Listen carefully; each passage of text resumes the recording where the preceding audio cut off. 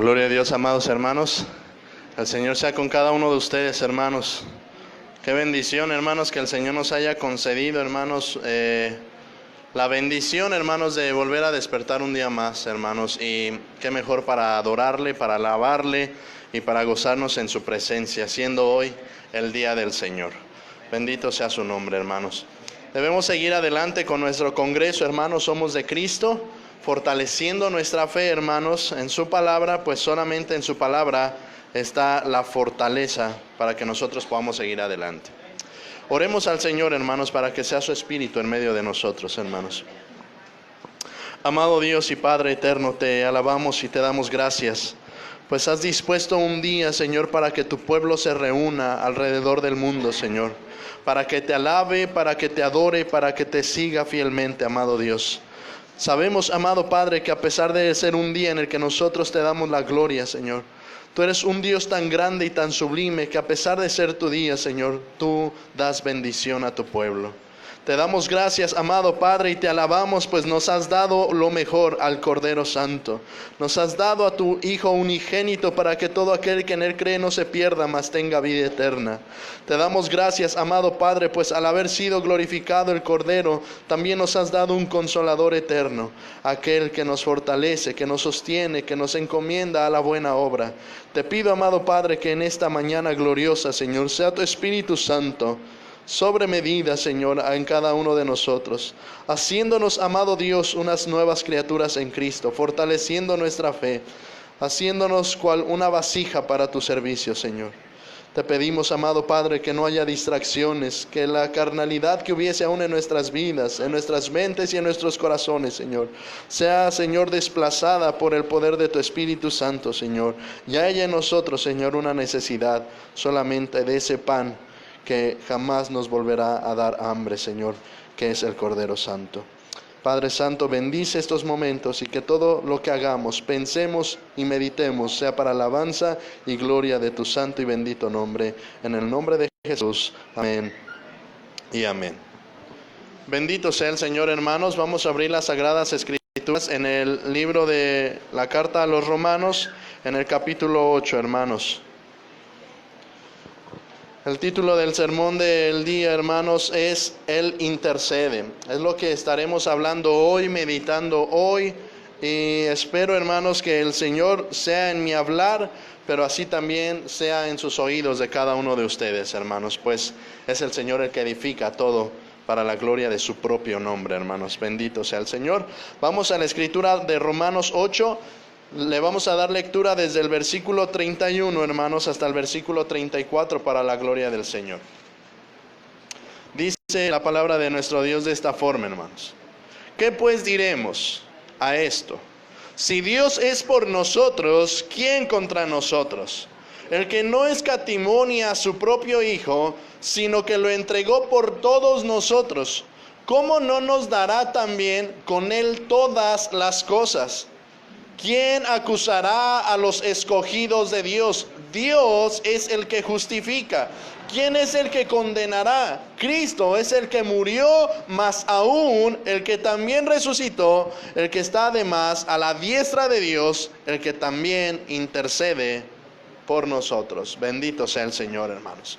Y es que la realidad, hermanos, del cristianismo es que en ciertas corrientes, hermanos, se está comenzando a pensar, hermanos, de cierto modo que nuestro Dios, hermanos, toma a los suyos y una vez tomando a los suyos, salvándolos, estos hombres son capaces de hacer y deshacer, pues al haber sido salvos, ellos ya pueden decidir sobre de su propia vida. En este hecho de la libre decisión de tu propia vida, de la libertad cristiana a la que apelan unos, la libertad de conciencia, los hombres, hermanos, han comenzado a experimentar vacíos y comienzan a andar nuevamente en su vieja manera de vivir. ¿Ya que hablo con esto? Cuando el hombre comienza a volver a su vieja manera de vivir, comienza a pensar que Dios lo ha abandonado. Y el pensar que Dios nos abandona, hermanos, nos lleva a nosotros, como lo he dicho, a los viejos placeres que antes teníamos. Por esto no proviene de una teología verdadera no proviene, hermanos, de parte del Señor, pues debemos de saber, hermanos, que una vez que Dios toma a los suyos, los toma eternamente y para siempre. No hay posibilidad en la mente de Dios tomar a un hijo suyo, lavarlo, hacerlo nuevo y abandonarlo a su propia suerte. Eso no cabe en la mente del Señor. El Señor nos ha dado y nos ha entregado lo mejor que Él tiene, que es a su Hijo, como para que abandone a sus nuevas criaturas y nuevos hijos a la suerte de sus libres decisiones. Por el contrario, hermanos, en el mundo, a diferencia del cristianismo, nos comenzamos a dar cuenta que la gente, siempre que tiene un problema, comienza a clamar y a suplicarle a Dios por la respuesta a su problema. Comienza a pensar que Dios los va a ayudar, los va a sacar de los problemas. Y en cierta forma, hermanos, nuestro Dios no es, hermanos, un dictador como para olvidar a su creación. Pero ellos, el mundo actual, hermanos, comienza a pensar que Dios, no importa si eres cristiano o no, Dios va a oír a todos y va a contestar a todos. Pero la realidad de esto, hermanos, es que la Escritura nos muestra que, a diferencia del mundo, nosotros tenemos el privilegio de que Dios intercede por nosotros. Cristo intercede por nosotros. La intercesión gloriosa de Cristo no es por todos, hermanos. No es por todos, no es universal. La intercesión gloriosa de Cristo es única y exclusivamente por los suyos. Bendito sea el Señor. Y en eso hoy debemos de meditar, hermanos. En eso hoy debemos de sentir, hermanos, la dicha de saber que tenemos al Hijo eterno de Dios intercediendo por nosotros. Y nadie más en el mundo lo tiene más que aquel que ha puesto su fe en el Cordero de Dios. Y eso es de mucha dicha. Dice la Escritura, ¿qué pues diremos a esto? Una frase, hermanos, que el apóstol Pablo utiliza, hermanos, para reflejar, hermanos, el hecho de que es común, hermanos, como dice el versículo 31, si Dios es por nosotros, ¿quién contra nosotros? ¿Qué respuesta podemos dar al hecho de que en este mundo estamos enfrentando a Satanás, estamos enfrentando al mundo y estamos enfrentando nuestra propia concupiscencia? ¿Qué podemos pensar, hermanos, acerca de nosotros como nuevas criaturas en Cristo? ¿Cuál es aquel enemigo que podrá vencernos a nosotros? ¿Cuál es aquel problema que podrá a nosotros descarrilarnos de la senda de la vida eterna? Dice el apóstol Pablo, si Dios es por nosotros, ¿quién contra nosotros? ¿Qué situación, qué problemática, qué pecado, qué error, hermanos, podría haber en la vida del creyente, hermanos, que lo lleve al límite de pensar que Dios lo ha abandonado o que algún enemigo podrá derrotarlo? Cuando el apóstol Pablo toma aquí ¿qué diremos a esto? Si Dios es por nosotros, ¿quién contra nosotros? En el Antiguo Testamento esta fraseología en el griego, hermanos, hace alusión a Satanás. Y nosotros tenemos que saber, hermanos, que la realidad del cristiano es que está en una batalla constante contra el enemigo. Si tú hoy crees que el cristianismo, por el hecho de que Cristo ha vencido al mundo, tú ya no enfrentarás ninguna batalla en este mundo, estás equivocado, y es muy probable que estés durmiendo y no estés alerta, como ayer decía Pastor Charlie, con tu lámpara encendida contra los dardos del enemigo. La realidad, hermanos, es que el cristiano, al ser agradable a la presencia de su Dios, es desagradable ante el mundo. Y nosotros estamos expuestos a esto, hermanos, a una batalla constante. Dice el apóstol Pablo, sí, Dios es por nosotros, ¿quién contra nosotros? Y muchos llegan a pensar, si es que Dios en ese problema está conmigo, si es que Dios en aquella situación está conmigo. No, el apóstol Pablo está afirmando, Dios es con nosotros, ¿quién podrá ser contra nosotros? Ahora bien, hermanos, tenemos que pensar en una cosa en específico, y es el hecho de que comúnmente, hermanos, cuando nosotros pensamos en el que Dios está con nosotros, hermanos, nuestra mente llega a pensar, hermanos, que ahora nosotros nos hemos vuelto invencibles, No podrá nadie llegar contra nosotros porque nosotros hemos vencido juntamente con Cristo. Y eso es claro. Pero tienes que saber una cosa. Si tú no estás como aquellas vírgenes prudentes, si tú no estás en obediencia al Señor, es muy probable, hermano, que sí sufras una derrota. Pues, hermanos, la victoria es de Cristo por siempre y para la eternidad. Pero podremos ser traspasados de muchos dolores. Dice la Escritura, hermanos, si Dios es, ¿qué pues diremos a esto? Si Dios es con nosotros, ¿quién contra nosotros, hermanos? El apóstol Pablo afirma, sí, ciertamente, Dios está con nosotros, Dios está obrando en nosotros, hermanos. Versículo 32 dice de esta forma: el que ni aun a su propio Hijo escatimó, sino que lo entregó por todos nosotros, ¿cómo no nos dará también con él en su misericordia todas las cosas?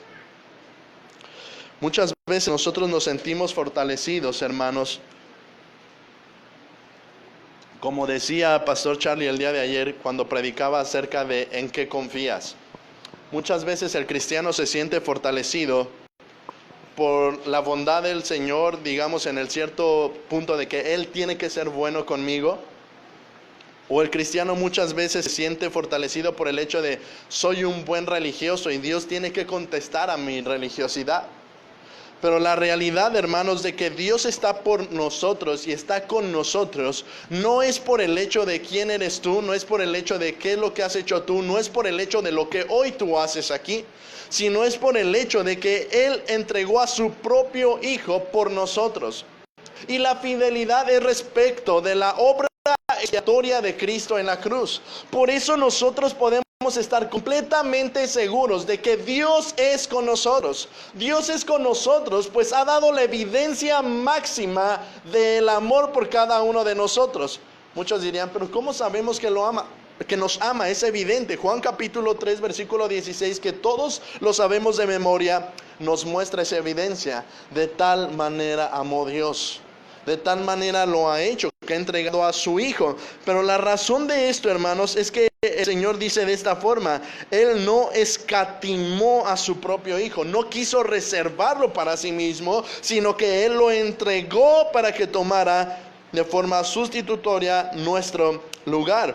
Dice nuestro hermano William Hendriksen algo de una forma muy interesante.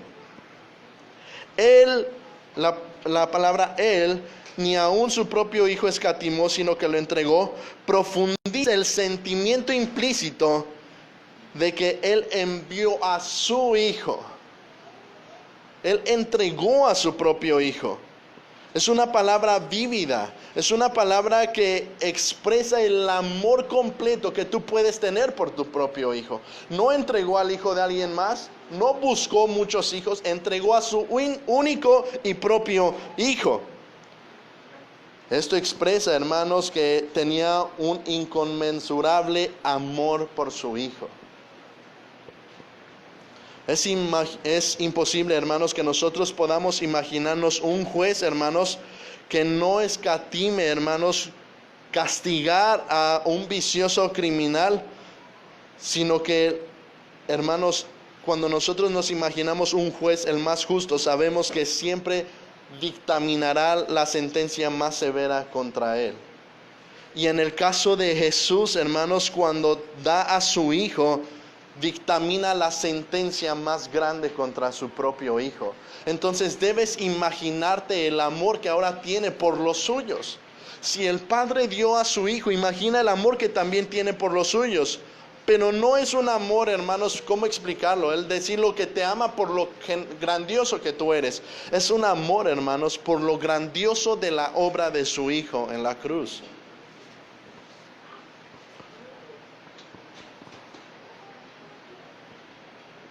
Dice nuestro hermano William Hendriksen de la siguiente forma: Dios es el juez, tiene un hijo, un único hijo, muy querido, dichoso hijo, nunca cometió pecado alguno, en todo lo que hacía complacía a su padre. Por otra parte, nosotros sabemos que la Escritura dice de esta forma: pero todos nosotros nos extraviamos como ovejas, cada uno de nosotros se apartó por su propio camino, hermanos. Ahora el Padre, según la escritura de Isaías 53, dictamina sobre el Hijo, pronuncia sobre el Hijo la sentencia más espantosa que nosotros merecíamos. El Hijo toma la copa, hermanos, de la inexpresable ira de nuestro Dios, hermanos. Una copa tan amarga, hermanos, que solamente el amor del Hijo podía beberla hasta que estuviese completamente vacía.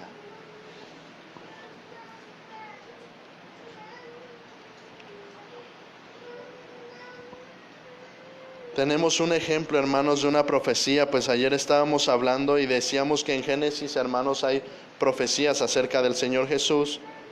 Y tenemos también una analogía, hermanos, en cuanto al sacrificio de Jesús, cuando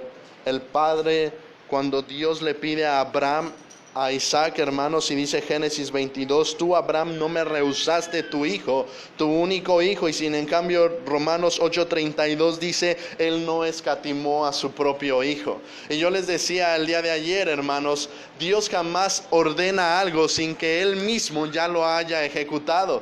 Dios no le ordenaba a Abraham el hecho de que vamos a probar solamente por probarte, a ver si me entregas a tu propio hijo. Dios lo hacía porque él mismo no escatimó a su propio hijo para la remisión de los pecados del mundo, hermanos. Bendito sea el Señor, hermanos. Dice la Escritura, hermanos, ¿cómo no nos dará también con él todas las cosas? Y aquí incluye, hermanos, ciertamente lo espiritual, pero también, hermanos, la ayuda en lo terrenal, pero hoy no entraremos a detalle en eso. Dice el versículo, hermanos, 33, ¿quién acusará a los escogidos de Dios? Dios es el que justifica. ¿Quién es el que condenará? Cristo es el que murió, más aún el que también resucitó, el que además está a la diestra de Dios, el que también intercede por nosotros, hermanos. Bendito sea el Señor, hermanos. Pues la Escritura nos está mostrando los aspectos legales en los que nosotros estábamos delante del Señor. Un aspecto legal de juicio y condenación. Y el hombre necesita, para que Dios lo escuche, el hombre necesita estar, hermanos, en un aspecto de justicia con el Señor. El hombre con ninguna, hermanos, obra podrá alcanzar el hecho de la justicia para con Dios. No hay forma alguna, hermanos. Si tú has tratado, hermanos, por enmiendas, por ofrendas, por ayudas, por dar tu vida, nunca lograrás estar en una obra de justicia con el Señor. Mas sin en cambio nos dice la pregunta, ¿quién acusará a los escogidos de Dios? Dios es el mismo que justifica. Ahora vamos a entender una cosa en específico, hermanos. Es muy probable, hermanos, que nosotros hayamos escuchado en el mundo que Dios es el Padre de todos. Y digamos que sí, hermanos, por un momento. Pero cuando nosotros decimos implícitamente esto, hermanos, nosotros estamos diciendo que no hay diferencia entre creyente y incrédulo. Dios va a oír a todos, y si Dios es bueno, Dios tiene que contestar a todos. Pero la realidad de este pasaje en específico de Romanos 8, hermanos, es que Él está hablando no del mundo entero, hermanos. Él está hablando de su pueblo redimido, de su iglesia, del cuerpo de Cristo. Y el Señor le da un valor, hermanos, inimaginable al cuerpo de Cristo. Por eso es que está expresando que el cuerpo de Cristo tiene que saber que tendrá pruebas, que tendrá angustias, que tendrá agonías, pero a pesar de todo esto, hermanos, Él y solo Él está dispuesto, hermanos, a lograr que los suyos lleguen a la vida eterna. Solo Él puede justificarnos. Pero date cuenta de algo que dice aquí el versículo 33, hermanos. Los escogidos de Dios. El problema, hermanos, es que Satanás no está acusando al mundo entero. Satanás no está luchando con el mundo entero. Satanás está luchando con la iglesia de Cristo. Y ayer nosotros lo experimentábamos, desafortunadamente. Pero sabemos de esto, hermanos. ¿Quién acusará a los escogidos de Dios? No sé si recuerdan la escritura de Zacarías, hermanos, cuando dice la escritura que presentaron al profeta, hermanos, y estaba Satanás a la diestra de él y estaba acusando al profeta. Y dice que el Señor que le quitó esas ropas viles, hermanos, y enmudeció a Satanás. Pues cuando Dios justifica a los suyos, el diablo debe de enmudecer, hermanos. Aquí hay algo que me gustaría tomar por un momento, hermanos, y es el hecho de cuando dice la escritura que somos los escogidos de Dios. Aquí tenemos una situación en particular, hermanos. Cuando nosotros hablamos con la gente y aún nosotros mismos hablamos de la elección de nuestro Dios, es muy común que caigamos en el carril de hablar acerca en un sentido del favoritismo. ¿Por qué Dios escoge a unos y Dios no escoge a otros? ¿Y por qué esto y por qué aquello? Pero tenemos que saber que la elección de nuestro Dios, hermanos, por maravillosa que es, nunca la vamos a alcanzar a comprender totalmente. Sin embargo, hermanos, la elección de nuestro Dios no es un llamado al favoritismo. Dios no llama a algunos porque tenga a sus favoritos. Dios no llama a algunos porque vio que responderían en fe. Dios no llama a algunos porque vio que vendrían a los congresos, porque serían fervientes en la oración. Dios no llama a los hombres por algún aspecto de favoritismo, no lo hace así. Dios llama a los hombres por su libre y soberana decisión, hermanos, pero tienes que entender que el llamado no es para que hoy tú te engrandezcas y digas, Dios me llamó, me eligió, de entre millones me eligió a mí. No es por eso. Tienes que saber que el llamado que Dios hace en especial por cada uno de nosotros es para ser un canal, una herramienta, un medio para la redención de los demás. No porque tú puedas redimir a los demás, sino porque tú vas a hacer una obra la cual el Señor ha llamado a todos los suyos a hacer. ¿Y cuál es? La obra de evangelismo, hermanos. Una fe fuerte, hermanos. Ayer compartí un hermano de Monterrey y decía, un hombre que tiene, hermanos, una fe fuerte y que ora fuertemente es un hombre que sin lugar a dudas estará evangelizando en las calles. Pues el llamado del Señor, hermanos, no es para que nosotros vengamos y nos sentemos y publiquemos en Facebook, soy parte de la iglesia del Señor, soy escogido, soy llamado, aquí estoy, miren, me formo parte del cuerpo de Cristo. No es así, hermanos. El llamado es para ser una herramienta del Señor. No hay favoritismo. Imagínate si tú apelaras al favoritismo, hermanos. Entonces quiere decir que el misionero que hoy está siendo entregado, hermanos, para ser asesinado, no era tan favorito como tú que hoy estás sentado en esta silla. ¿O quién será más favorito en el llamado del Señor? El llamado que el Señor ejecuta. Por eso cuando dice aquí en la escritura, ¿quién acusará a los escogidos de Dios? ¿Cómo te imaginas que está siendo acusado este escogido del Señor? Está siendo acusado porque está en su trabajo secular, trabajando ardientemente. Pues está siendo acusado porque lleva a sus hijos a la escuela secular. Por supuesto que no. Este escogido está siendo acusado porque está en la obra misionera. Está siendo acusado porque está obedeciendo al Señor en cada mandato que el Señor ha ordenado. Está siendo acusado, hermanos, porque está perseverando en las obras de gracia que Dios nos ha dado para santificarnos en Él. Muchas veces nosotros decimos y pedimos que Dios nos ayude, hermanos, que Dios obre en nosotros de cierta forma, hermanos, que nos libre de los problemas en los que nosotros mismos nos metemos. Pero tenemos que saber que la intercesión de nuestro Dios es por los escogidos de Dios. Pero ¿cómo es la vida de los escogidos de Dios? ¿Quiénes son los escogidos de Dios? Si no me equivoco, Pastor Charlie hace 15 días compartía un mensaje en el que decía, la gente está corriendo a Cristo para huir del infierno. Y nadie se está acercando a Cristo por ser Cristo. Y es cierto, hermanos, hoy los escogidos de Dios estamos sentados en las sillas porque somos escogidos de Dios y nadie está corriendo a predicar el Evangelio, nadie está yendo a dar su vida por el Evangelio porque es escogido de Dios. Y muchas veces decimos, es que el diablo nos está acusando, el diablo me está poniendo prueba, me está poniendo aflicción, el diablo está haciendo esto. Hermanos, aquí dice que el escogido de Dios, hermanos, como lo narra el apóstol Pablo en todo Romanos 8, desde el 28, hermanos, en adelante, está describiendo a una persona, hermanos, que muy probablemente tú no quieras ser esa persona. El título de Romanos 8, 28 en adelante es Más que vencedores. Les leeré, hermanos, cómo es que un hombre oró para que el Señor obrara en su vida e intercediera, y el Señor lo hizo.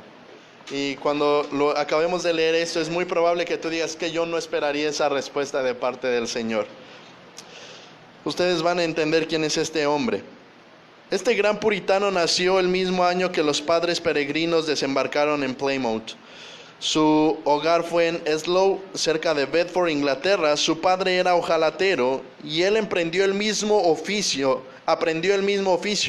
Era un muchacho vivaz y agradable, con un aspecto serio y casi morboso en su naturaleza. Todo a lo largo de su temprana edad adulta estuvo arrepintiéndose de los vicios de su juventud. Y ello, aunque no había sido nunca ni borracho ni inmoral. Las acciones particulares que angustiaban su conciencia fueron el baile, tocar las campanas de la iglesia, jugar al tip-cat y un juego de jardín. Fue en una ocasión mientras jugaba a esto que una voz acudió repentinamente del cielo a mi alma, que dijo: dejarás tus pecados e irás al cielo, o mantendrás tus pecados e irás al infierno. Fue alrededor de este tiempo que oyó hablar a 3 o 4 pobres mujeres en Bedford mientras tomaban el sol a la puerta. Su conversación era acerca del nuevo nacimiento, de la obra de Dios en los corazones. Estaban mucho más allá de mi capacidad, decían estas mujeres. En su juventud fue miembro del ejército parlamentario durante 1 año. El muelle de un camarada cerca de él profundizó su tendencia a los pensamientos serios y tuvo tiempos en los que parecía casi loco en su celo y penitencia. Durante un tiempo estuvo totalmente seguro de haber cometido el pecado imperdonable contra el Espíritu Santo. Mientras era joven, se casó con una buena mujer que le compró varios libros piadosos que leyó con asiduidad, confirmando así su fervor y aumentando su inclinación a las controversias religiosas. Su conciencia fue más despertada por la persecución del grupo religioso de bautistas a los que se había unido. Antes de la edad de 30 años se había convertido en un predicador bautista destacado. Entonces le llegó el turno para ser perseguido. Fue arrestado por predicar sin licencia. Antes de ir ante el juez, le rogué, dice este varón, John Bunyan, le rogué a Dios que se hiciera su voluntad, porque no dejaba de tener esperanza de que mi encarcelamiento pudiera resultar en un despertamiento de los santos en la región. Solo en esto encomendé la cuestión a Dios. Y verdaderamente, cuando volví, me encontré dulcemente con mi Dios en la cárcel. Bendito sea el Señor, hermanos. Pidió que Dios intercediera, hermanos. Pidió a Dios respuesta. Y esta fue la clase de respuesta que Dios le brindó a este hombre. Nos encontramos en la cárcel. Y hermanos, esto no es porque este hombre no haya sido de los favoritos de Dios. Nosotros sabemos, hermanos, los escritos de este hombre, su compromiso con el Evangelio, su compromiso con el Señor. Y esto no quiere decir, hermanos, que Dios no lo haya querido más. Por el contrario, hermanos, como compartíamos hace un tiempo en el grupo de la iglesia, hermanos, no sientas vergüenza y tristeza por los misioneros que hoy están sufriendo.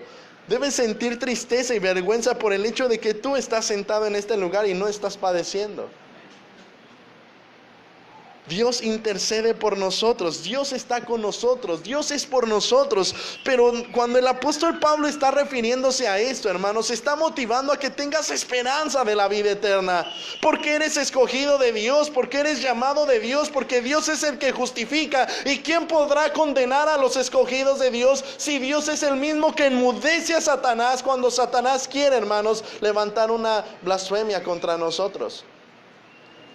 Pero de los escogidos, hermanos, de los que son llamados, hermanos, a luchar ardientemente por el evangelio.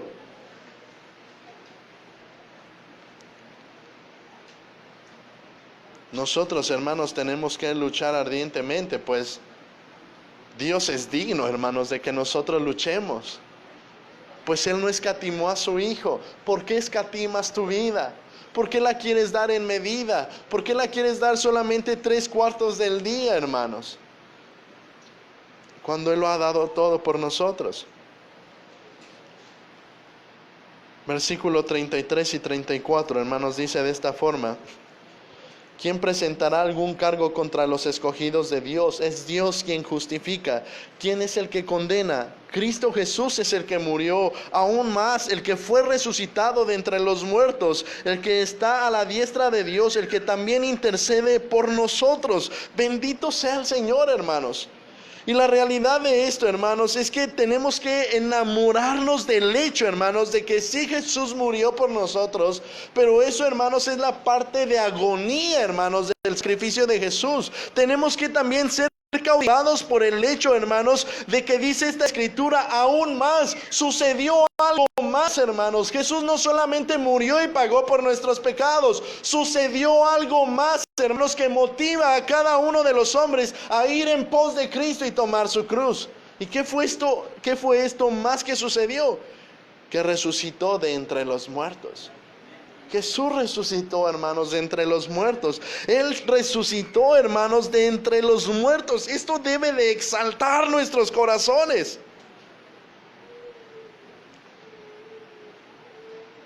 ¿Por qué, hermanos? Pues hay una exaltación, hermanos, en esto. El que además está a la diestra de Dios, y esto debe de significar todo para el cristiano.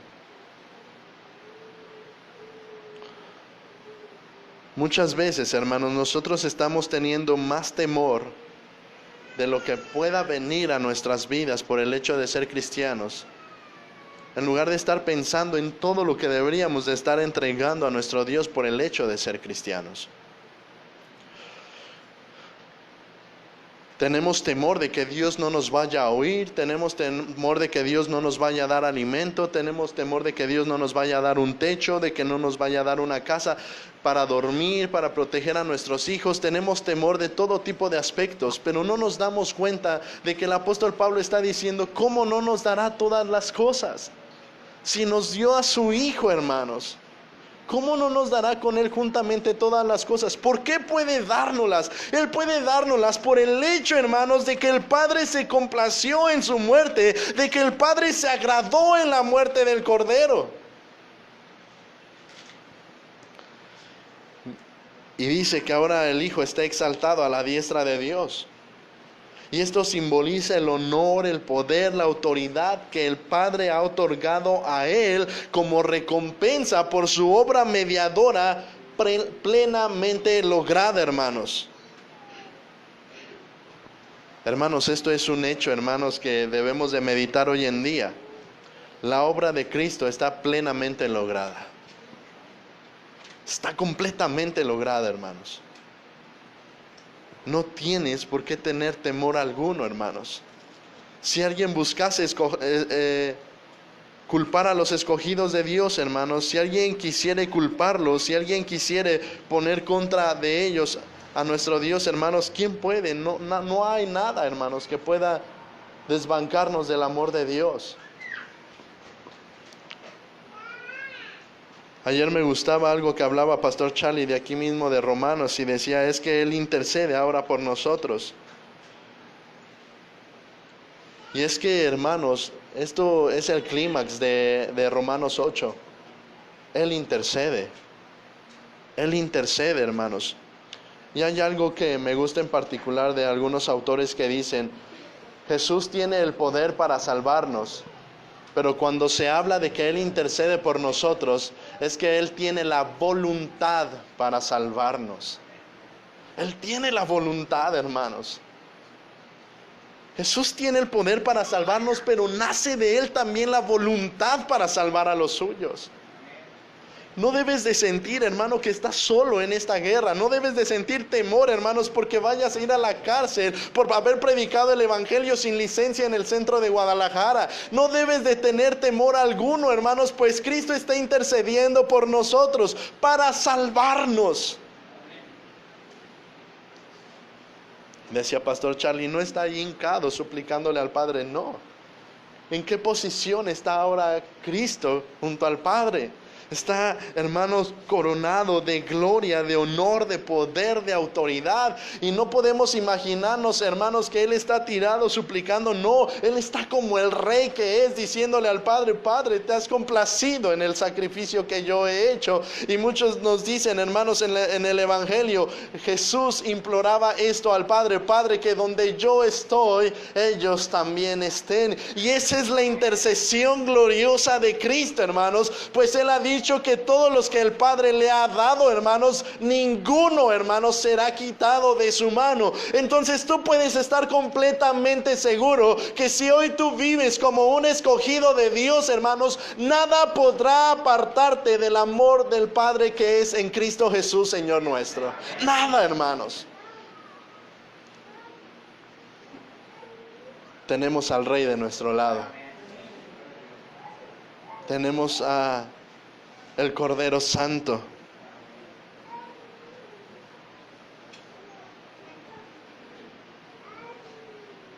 Esta era una de las oraciones intercesoras de nuestro Dios en Juan 11:42.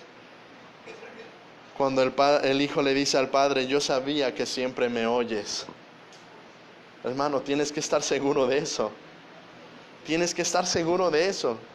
El Padre siempre oye a Jesús. Siempre, hermanos, no hay falla. No hay falla. Pero si nosotros analizáramos todo el libro de los mártires de Fox, ¿qué crees? Muchas de estas contestaciones a yo sé que siempre me oyes, hermanos, no te gustarían. Pero es que el hecho de que Él nos da todas las cosas en Cristo no es para que hoy tú te sientas cómodamente en esta tierra. Pues como lo veremos más tarde, nosotros, y como lo dijo el hermano Tony el día de ayer, somos que extranjeros y peregrinos. No buscamos aquí una ciudad, hermanos, buscamos la celestial, buscamos una eterna hecha por el Señor, hermanos.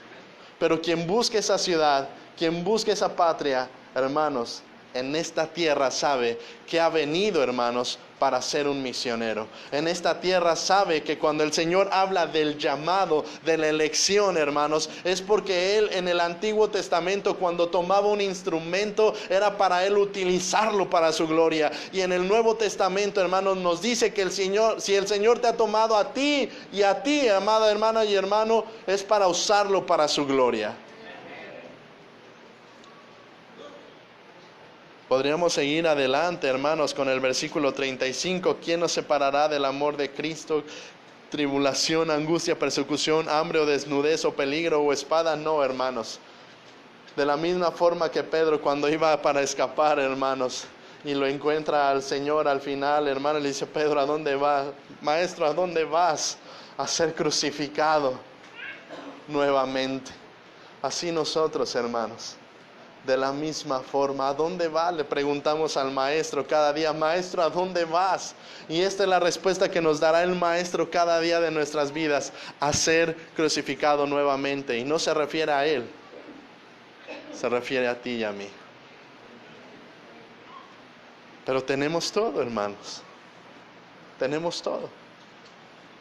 Que el Señor bendiga su palabra, hermanos, y fortalezca nuestra fe. Si nosotros somos llamados, si nosotros somos escogidos de Dios, nosotros, hermanos, tenemos que estar completamente seguros. Estaremos con Él por la eternidad.